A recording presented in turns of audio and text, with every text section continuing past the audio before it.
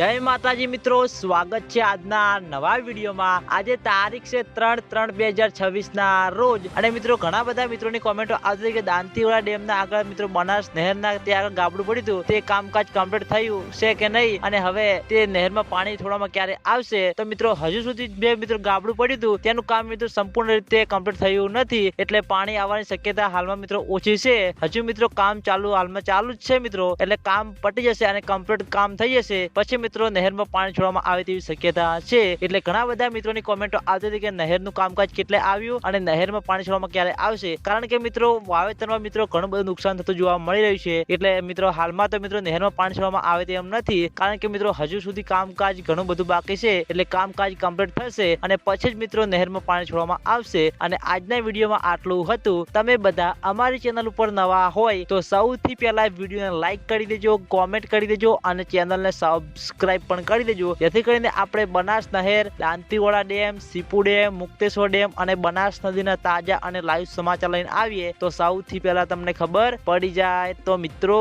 જય માતાજી।